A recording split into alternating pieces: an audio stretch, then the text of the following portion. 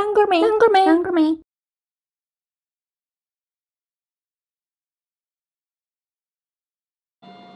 We got our breakfast from a konbini. I grabbed mini egg buns and coolish coffee. The buns came in a pack of 3. They looked rather plain with its unremarkable filling, but were surprisingly moist and delicious. Amazing! The coffee is actually a coffee-flavored ice cream in a convenient squeeze package. It was really hot in Okinawa at that time, so having this on such a warm day was a lifesaver.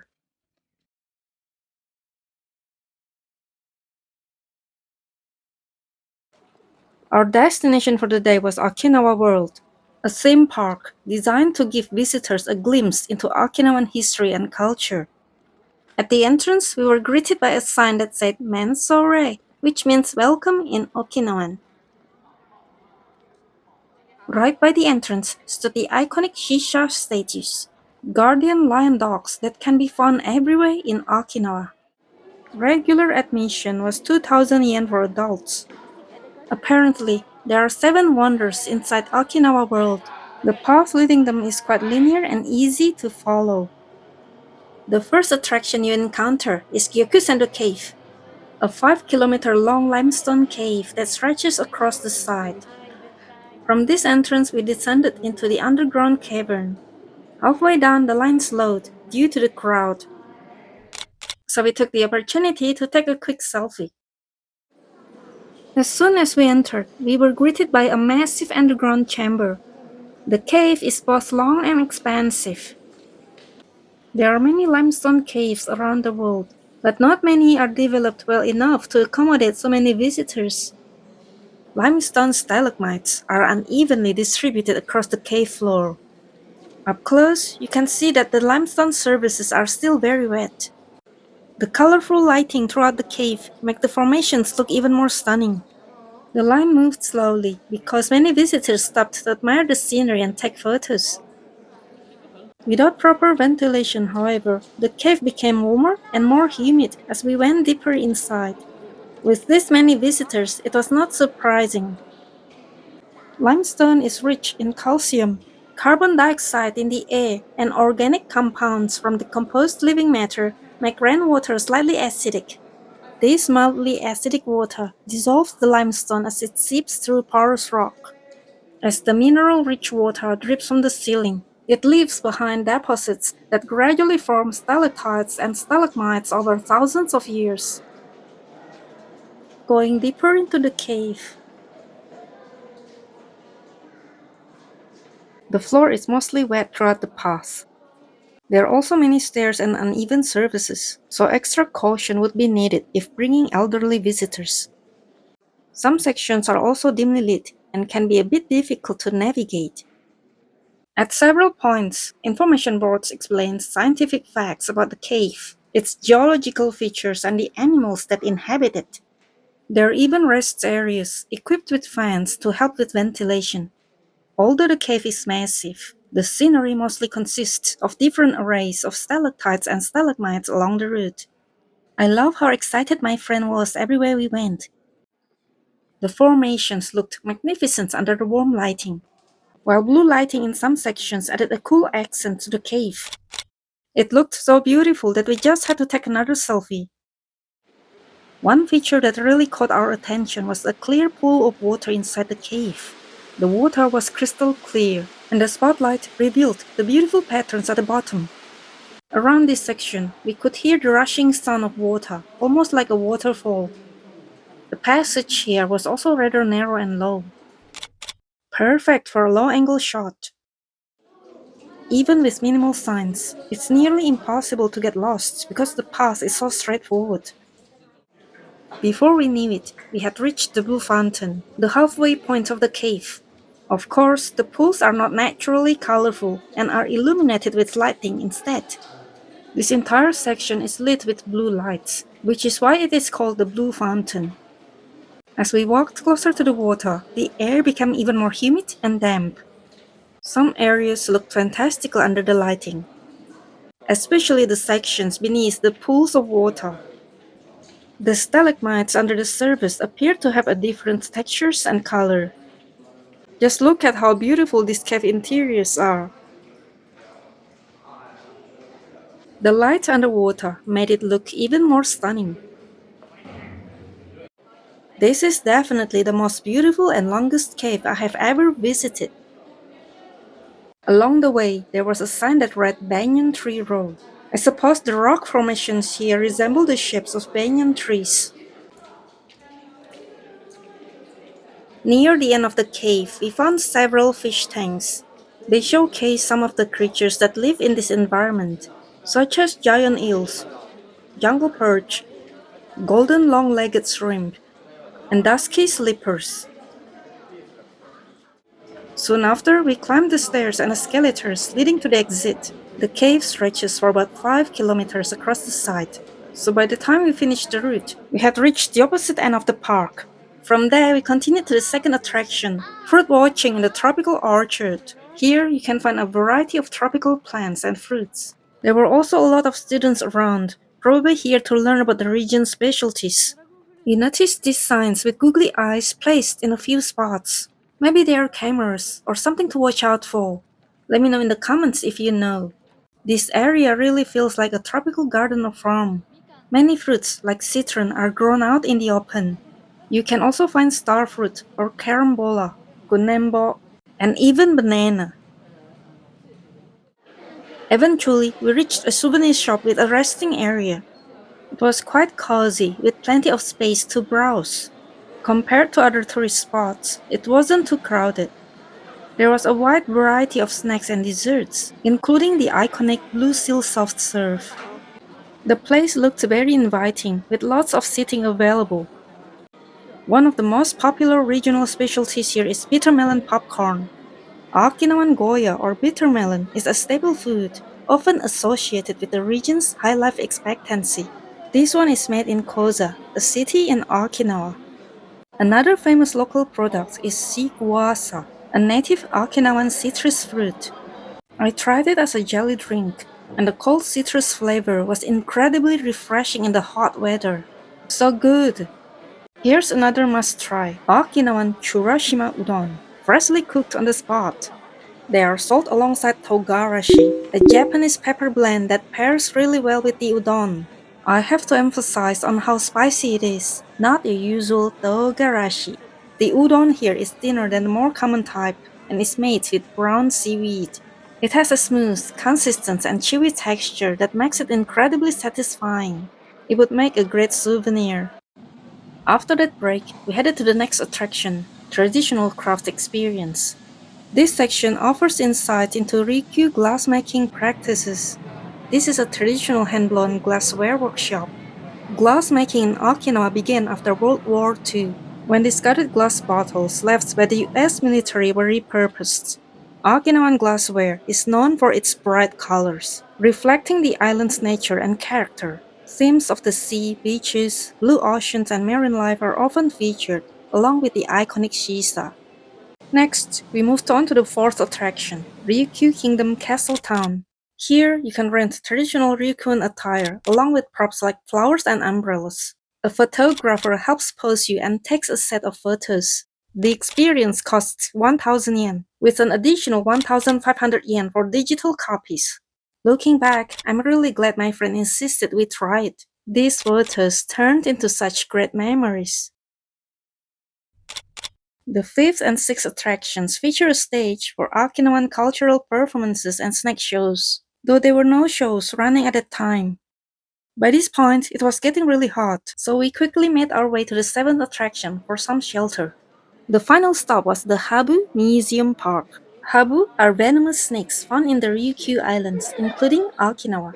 Here, you can see bottles of habushu, a liquor made by infusing alcohol with the venomous viper. Looking at the snake's agape mouth and the warning patterns on its scales, I felt both creeped out and fascinated at the same time. The packaging, however, makes everything look quite refined and appealing. Would you try this kind of liquor? At the end of this section, there were plenty of props for taking fun photos. Although the heat made it feel a bit exhausting, it was still a really fun day at Okinawa World. We also spotted many hibiscus flowers, which thrive in tropical climates. Many shops here sell teas made from these flowers as well. That's all for this stop. Time to head to our next destination.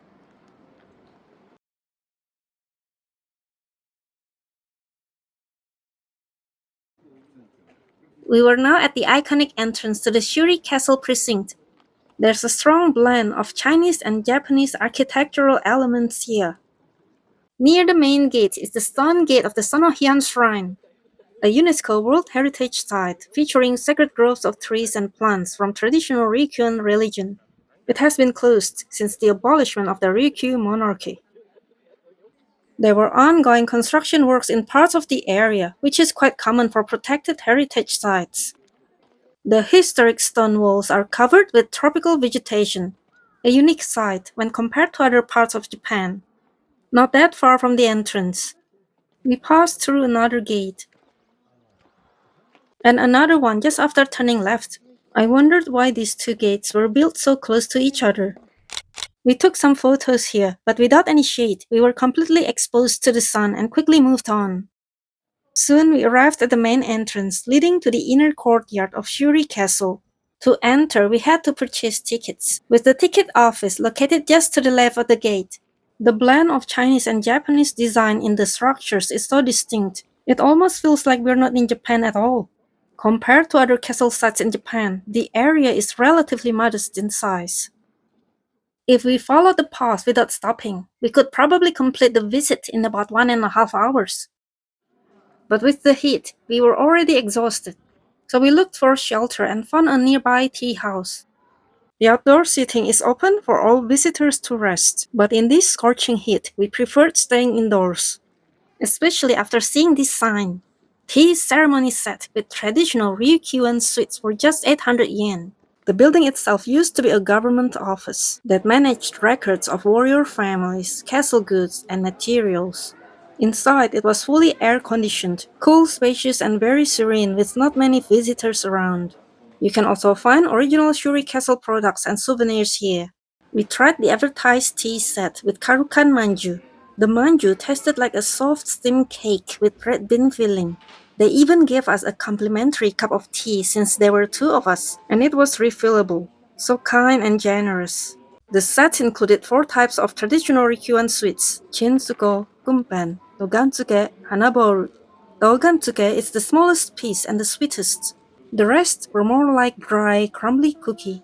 But Hanaboru, the mask-shaped one, tasted best in my opinion. Itadakimasu. Also, the basin spot in the washroom was shaped like a shisha. Such a unique and unexpected detail. After a short break, we headed back towards the castle. Unfortunately, it was still under reconstruction, so it wasn't open to the public. We could only view it from behind the barriers. The barricades displayed images of Ryukyuan customs and traditions, again showing the strong mix of Chinese and Japanese influences in clothing, colors, and architecture. Now I'm even more curious about what the interior looks like. Hopefully, we can return once the restoration is complete. The castle was destroyed in a fire on 31st of October 2019, and parts of the remains are now displayed to show the reconstruction progress. This section included fragments of shisha decorations that were damaged in the fire. This structure once served as the residence of the queen and the venue for royal ascension ceremonies. Inside, there are documentaries about the castle's history, along with displays of the burnt and damaged artifacts. There's also a stamp rally station in this section. The wooden structures here appear relatively new, showing that the buildings have been regularly restored rather than remaining in their original form. This is also evident in the reconstructed chrysanthemum field, featuring varieties believed to have been cultivated during the Ryukyu Kingdom era, as well as a recreated kunebu grove. The citrus tree grown here, called kugani, is considered a superior variety of sequoia. Eventually, we climbed up to the observation platform, Agari no Azana. In Okinawan dialect, Agari means east, which explains the name, as the platform is located on the eastern side of the castle grounds. From here, we could see the entire Shuri Castle complex and the city of Naha. A great spot for photos. Along the path, we came across what remains of 𝙎𝙬𝙬𝙖, a hall that once housed the coffins of past kings. It was surprisingly small, which made me wonder how it accommodated all the royal coffins over time. There was also a narrow opening that looked quite mysterious, just wide enough for one person to pass at a time. It turns out this was a secluded open-air bath used by female attendants. Nearby is 𝙎𝙬𝙬𝙧𝙡𝙀, one of the sacred sites within the castle grounds. According to the information board, there are 8 such sites in total. They were used for rituals and prayers, for the king's longevity, prosperity, safe journeys, and good harvests. Next to it was a workshop exhibit, where the great dragon columns were being restored. It is one of the main features of Shuri Castle. Although not completely destroyed, they had suffered significant damage. Once restored, they will be displayed as a reminder of the extent of the fire.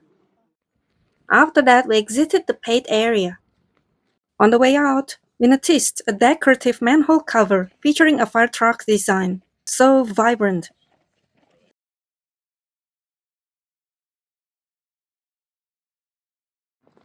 We then headed to the dining precinct near the entrance of Shuri Castle Park.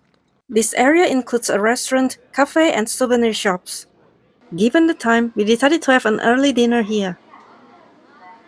The restaurant has plenty of seating and ample space to move around. For an entree, we ordered the Ryukyu-style fermented drink, Miki. It is quite similar to amazake, a traditional Japanese fermented rice drink. It was slightly sweet, with a creamy and thick consistency. The rice pulp adds a bit of texture to the drink. Served cold, it really hit the spot after walking under the scorching sun.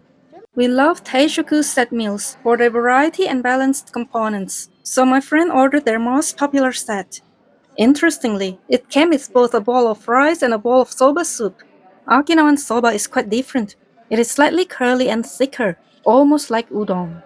She also added a set of stewed pork ribs. As for me, I decided to try their Goya dish. One thing that made this set stand out was the soup. It is a clear, simple broth instead of the usual miso soup.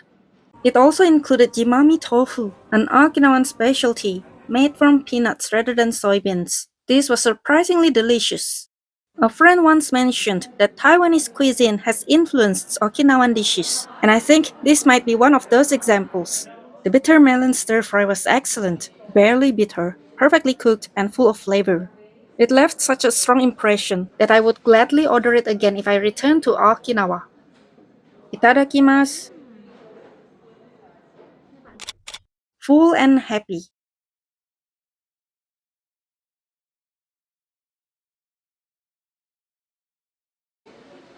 After dinner, we headed next door for dessert. They offer a wide variety of soft-serve flavors. Some of the more unique ones included Yambaru Double Shower, Shikwasa, acerola and yogurt, and Okinawan salt cookies. After a long debate, we chose acerola and yogurt. The soft serve had a rich and thick texture. It really felt like they take their dessert seriously, even in a tourist spot. The acerola flavor was slightly tangy and tart, with a pleasant aroma. It tasted really good and made us want to try the other flavors as well. Itadakimasu. Time to pay for the parking fee. 1,000 yen for the day. Thank you for recording this. That's all for the day. Time to head back.